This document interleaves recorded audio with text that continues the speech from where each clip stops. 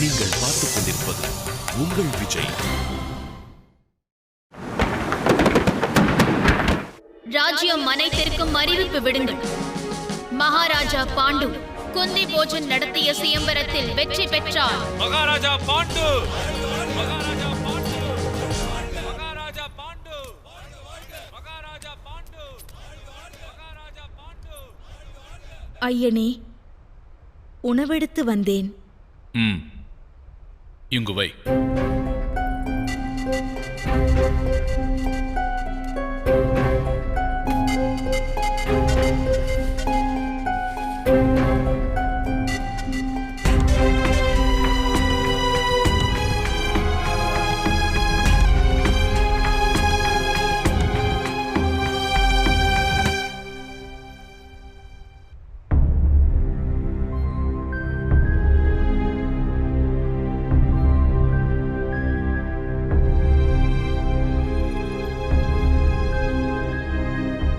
சுவையில் சற்று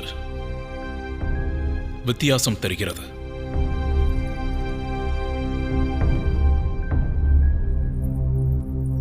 இன்றைய சமையல் காந்தாரத்தின் பாணியில் நடந்தது.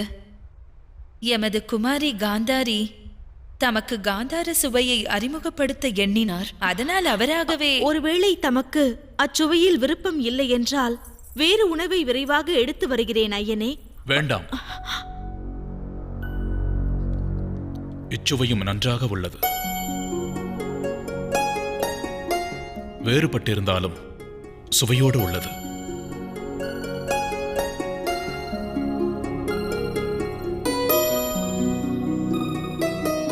நீயும் இங்கு வந்து உட்கார்.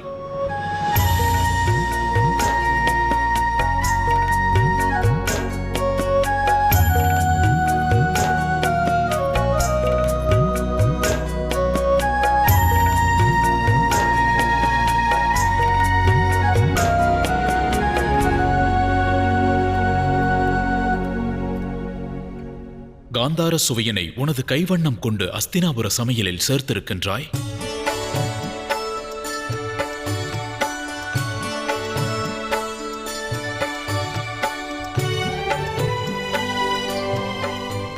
எனது சிறு முயற்சி ஐயனே. ஆனால் நல் முயற்சி.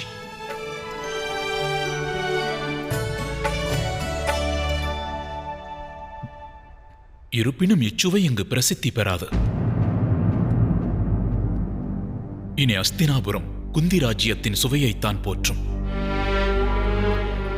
உணவுண்ணும் தட்டில் பல்சுவை இருந்தால் உண்பவருக்கு ஆனந்தம்தானே? அஸ்தினாபுரத்தின் சுவை, காந்தாரம், குந்தி ராஜ்யத்தின் சுவை கலந்திருப்பதில் தவறென்ன உள்ளது? அறிவுரை வழங்காதே. எனக்கு அறிவுரை வழங்கும் அதிகாரம் இல்லை உனக்கு.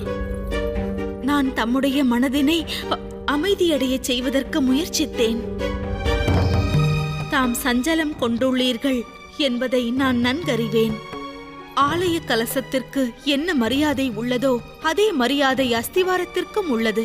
அஸ்திவாரமின்றி எவ்வாறு கலசம் நிர்மாணிக்கப்படும்? கலசமாக வேண்டிய கல் ஒருபோதும் அஸ்திவாரமாக மாறாது.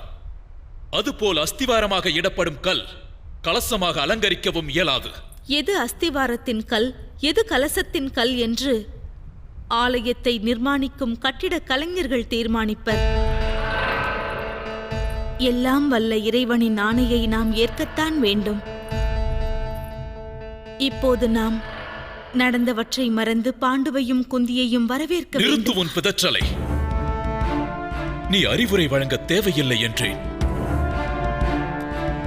எப்பொழுது உன்னை மனைவியாக ஏற்க வேண்டும் என்ற எண்ணம் தோன்றுகிறதோ அப்போதெல்லாம் நீ அறிவுரை மூலமாக எனக்கு வேதனையை வாரி வழங்குகிறாய்.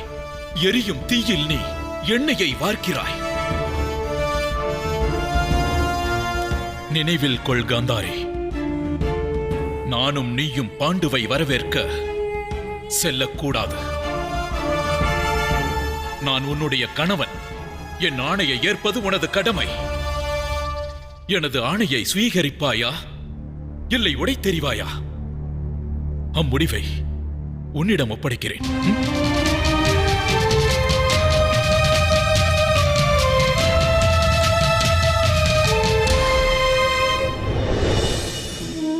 இரு மனம் மனமொத்து வாழ முயற்சி மேற்கொள்ளும் அக்கணம் அம்மனங்களுக்கிடையில் ஏற்படும் பரஸ்பரம்.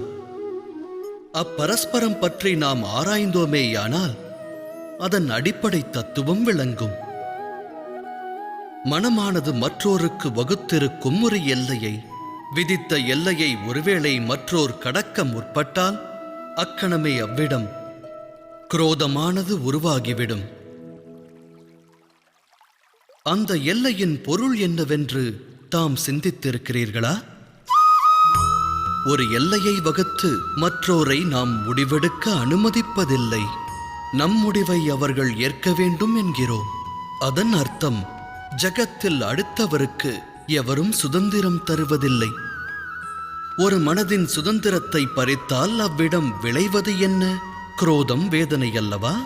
வகுக்கப்பட்ட எல்லை உடைக்கப்படும் போது வகுத்தவரின் மனமும் குரோதம் கொள்கிறது. நான் கூறுவது உண்மைதானே? ஒருவேளை மற்றோர் சுதந்திரத்திற்கு மரியாதை அளிக்கப்பட்டால் அதன் பிறகு எல்லை என்ற ஒன்றை வகுக்க வேண்டும் என்ற நிலை வராது. அவ்வாறு ஒரு நிலை உருவாக வேண்டுமெனில் மற்றோர் துன்பத்தை அனைவரும் உற்றார் துன்பமாக எண்ண வேண்டும். உதவி செய்யும் பாங்கை கொள்ள வேண்டும். சிந்தித்து செயலாற்றுங்கள்.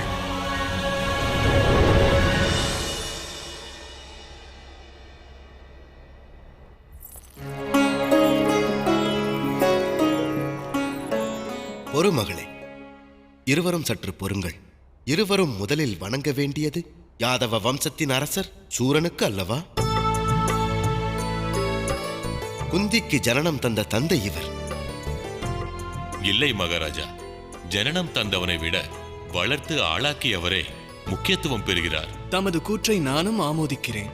ஜனனம் தந்தவுடன் ஈன்ற சிசுவை பிரியும் ஒருவர் அதனிடம் பிரதானமான ஆதாரத்தை இழக்கின்றார். ஆக தமக்கு என்றும் இரண்டாம் அதிகாரம்தான்.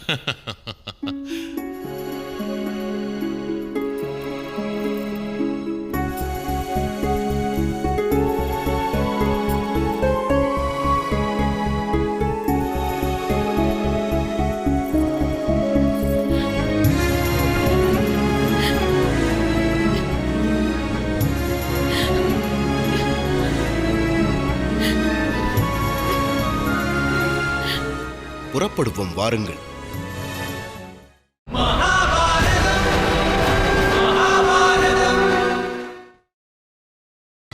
நீங்கள் பார்த்துக் கொண்டிருப்பது உங்கள் விஜய். புறப்படுவோம், வாருங்கள்.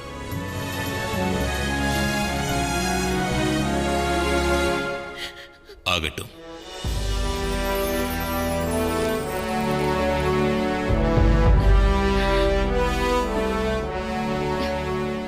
நான் பாக்கியம் செய்தவள். மிகவும் உயர்ந்த எண்ணங்களை கொண்டவர் ஆவார் எனது கணவர். இவ்வாறு ஒருவரை நான் தேர்ந்தெடுத்ததன் வாயிலாக பாக்கியம் செய்தவளானேன். ஆம் குமாரி, ஆனால் தம்முடைய நடவடிக்கை வாயிலாக கிடைத்த பாக்கியத்தை தவறிவிட்டு விடாதீர்கள். கண்கண்ட தெய்வமான கணவரிடத்தில் என்னால் உண்மையை மறைக்க இயலாது. தனது சுயநலத்திற்காக ஒரு சத்தியத்தை மறைப்பதென்பது பெரும் குற்றமாகும் தேவி. ஆனால் வரும் ஆபத்திலிருந்து தப்ப ஒரு சத்தியம் மறைக்கப்படுமானால் அது என்றும் குற்றமாகாதல்லவா? வார்த்தை ஜாலம் கொண்டு என்னை திசை திருப்ப எண்ணுகிறாய். இது ஜாலமான வார்த்தை அல்ல. பொற்காலம் உம்மை விட்டு விலகக்கூடாதென்று நான் வழங்கும் அறிவுரை. என்றும் ஒன்றை மறவாதீர்கள். இந்த ரகசியம் ஒருவேளை மற்றோருக்கு தெரிந்தால் அது மற்றோரின் அஸ்திரமாகிவிடும்.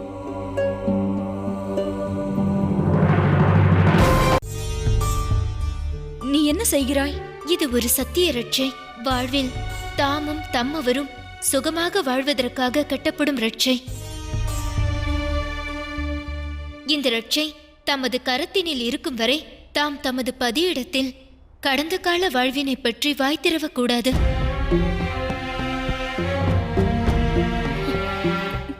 ஆனால் காரணம் எதுவும் தேவையில்லை குமாரி. ஒரு அரசருக்கு பல மனைவிகள் இருப்பார்கள்.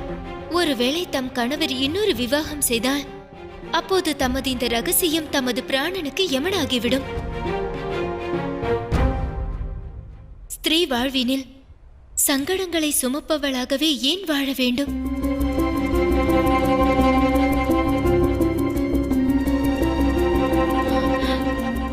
நான் ஏன் வினோதமாக உணர்கிறேன்? இந்த ரட்சையின் வாயிலாக எனது உறுதியான மனோதிடத்தை உருக வைத்தாய். என்னவரிடத்தில் ரகசியத்தை நான் மறைத்தால் நான் இன்னொரு குற்றம் செய்தவளாவேன். எனது வாழ்வில் என்னுடைய மகனை தியாகம் செய்து முன்பே ஒரு தவறிழைத்து விட்டேன்.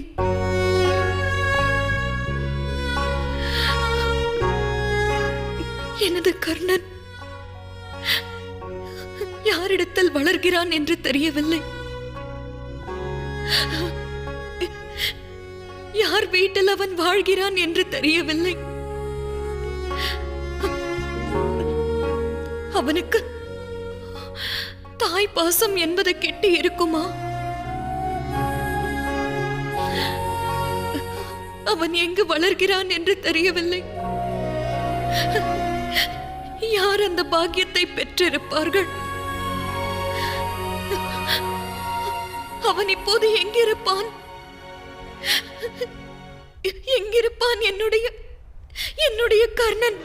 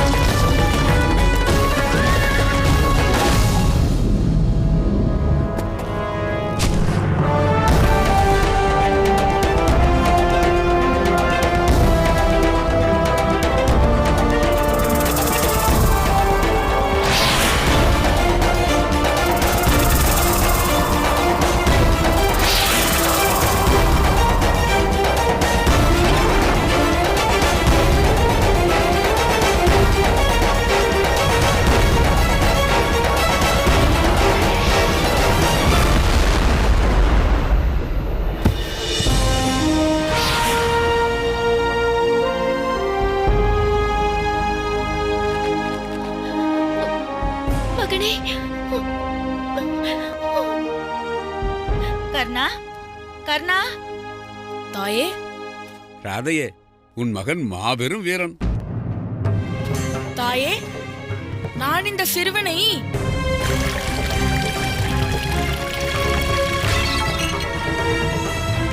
தாயே, தாயே, என்ன நேர்ந்தது? முதலில் வாயை மூடு. குறும்புத்தனம் செய்ய வேண்டியது, பிறகு என்னிடம் கெஞ்ச வேண்டியது. கண்டிப்பாக இன்று உனக்கு தண்டனை உண்டு. காரணம் என்ன தாயே? நான் என்ன தவறு செய்தேன்? ஒரு சிறுவனின் உயிரை காப்பாற்றியது தவறா? எனில் உன்னை ரட்சிப்பது யார்? அந்த இறைவன் வருவாரா? நீ ஏன் புரிந்து கொள்ள மறுக்கின்றாய்? என்னை யாரும் வந்து காப்பாற்ற வேண்டிய அவசியம் இல்லை. அதை தாமே அறிவீர்களே. வாயை மூடு. வா என்னோடு வா.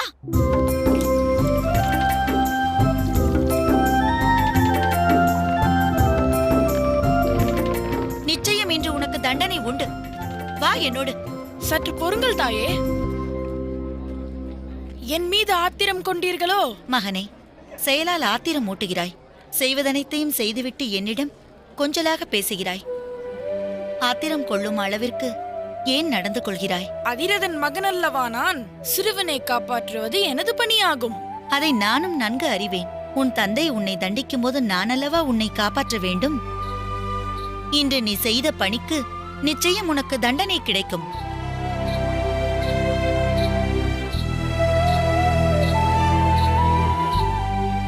ஆனால் தந்தை இன்று சக்கரவர்த்தியோடு குந்திராஜ்யம் சென்றுள்ளாரே. சற்று நேரத்தில் வந்து விடுவார். மகனே கர்ணா, சக்கரவர்த்தி இன்று தம் மனைவியோடு ராஜ்யம் திரும்புகிறார். அவர்களை தரிசிக்க நாம் செல்ல வேண்டும்.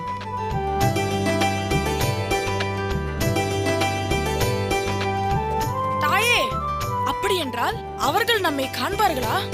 அவர்கள் ஏன் நம்மை காண வேண்டும் மகனே? நாம் குற்றமும் புரியவில்லை, வீரச் செயலும் ஆற்றவில்லை. அதல்ல தாயே, தாம் என்னிடத்தில் அரசரின் பார்வைப்படுவது சௌபாகியம் என்பீர்களே. அது மாறாகவும் அமையலாம்.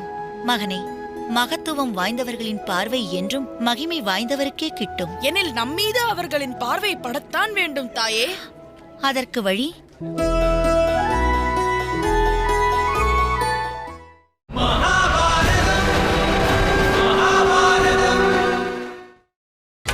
நீங்கள் பார்த்துக் கொண்டிருப்பது உங்கள் விஜய்.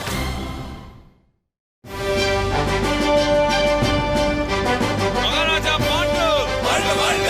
மகாராஜா பாண்டு வாழ்க வாழ்க! மகாராஜா பாண்டு வாழ்க வாழ்க!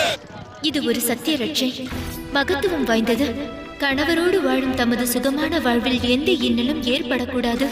இந்த ரட்சை தமது கரத்தினில் இருக்கும் வரை நடந்து முடிந்த நிகழ்வு பற்றி அவரிடம் தாம் எந்த விஷயத்தையும் கூறக்கூடாது. மகாராஜா பாண்டு வாழ்க வாழ்க! மகாராணி குந்தி தேவி வாழ்க வாழ்க! மகாராஜா பாண்டு வாழ்க வாழ்க! ரதத்தை ஏன் நிறுத்திவிட்டாய்? தம்மை வரவேற்க மகாமந்திரி வருகிறார்.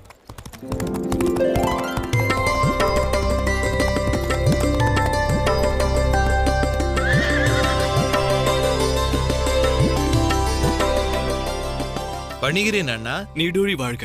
பணிகிறேன் அண்ணியாரே. நலம் உண்டாகட்டும். அரசரையும் அரசியையும் வரவேற்கிறேன். அரசே, ராஜமாதா உத்தரவிட்டுள்ளார். தாம் இருவரும் கிராம தேவதையை வணங்கிவிட்டு வருவீர்களாம். அண்ணனையும் அண்ணியாரையும் வரவேற்க மாட்டாயா? அதற்கு தானே இங்கு விரைந்து வந்தேன். இனி நானே தம்முடைய சாரதி. அதிரதனே, இப்போது தாங்கள் சென்று ஓய்வெடுத்துக் கொள்ளுங்கள்.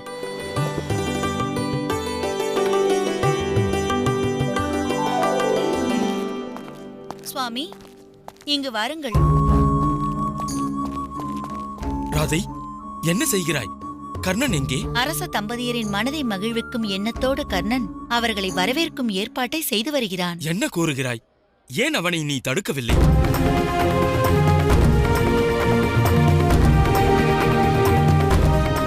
சுவாமி, அரசரின் வரவேற்பை நான் எவ்வாறு தடுக்க இயலும்? எவ்வாறு வரவேற்கப் போகிறான் என்று தெரியவில்லை. வில் அம்பை பிரயோகிப்பானா?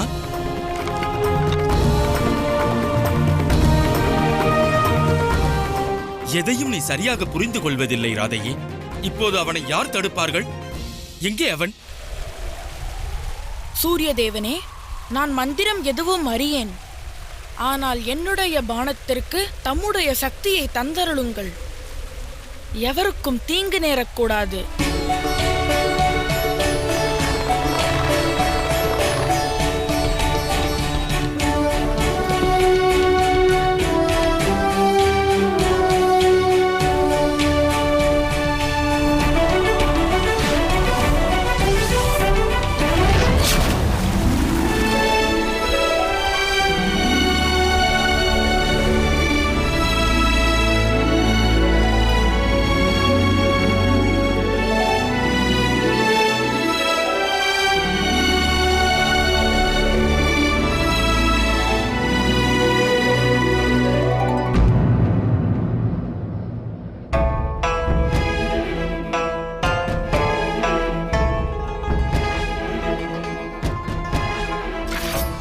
இது அதே மலர்.